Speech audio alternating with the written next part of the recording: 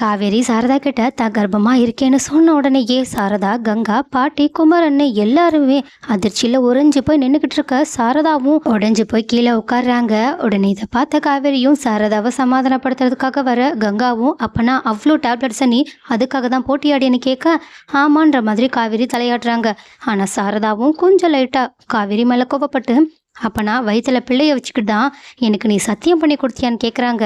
காவிரி உடனே, இங்கே பாருமா, எனக்கு விஜய் மேலே முழு நம்பிக்கை இருக்குமா, இது அவருக்கு கூட தெரியும். அதனால நீ தயவு செஞ்சு இந்த விஷயத்தை பற்றி யோசிச்சு பார்த்துட்டு இன்னுமே குழப்பமடையாதுன்னு சொல்லிட்டு அவங்கள ஆறுதல் படுத்துகிற மாதிரி சொல்ல, ஆனால் சாரதாவும் மனசில் ஏதோ ஒரு முடிவு எடுத்துட்டு குமரன் கிட்ட எனக்கு விஜய் தம்பியை பார்த்தாகணும்னு சொல்ல, குமரனும் நான் இப்போவே கூட்டிகிட்டு வரேன்னு அங்கேருந்து விஜய் எங்கே இருக்காங்கன்றதை தேடி கண்டுபிடிக்கிறதுக்காக கிளம்பி போகிறாங்க.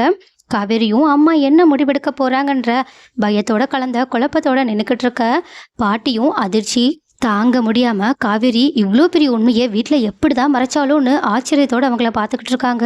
ஸோ சாரதா என்னதான் முடிவெடுக்க போகிறாங்க, இதுக்கப்புறமாவது அவங்க ஊரை பற்றியும் சமுதாயத்தை பற்றியும் யோசிக்காம மற்றவங்களோட பேச்சுக்காக காவேரியை கஷ்டப்படுத்தாம ஒரேடியாக காவேரியையும் விஜயையும் சேர்த்து வைக்கிறதுக்கான ஒரு சூப்பரான முடிவெடுத்தா நல்லா இருக்கும்னு யாரெல்லாம் நினைக்கிறீங்களோ அவங்கெல்லாம் இந்த வீடியோக்கு ஒரு லைக் பண்ணிருங்க.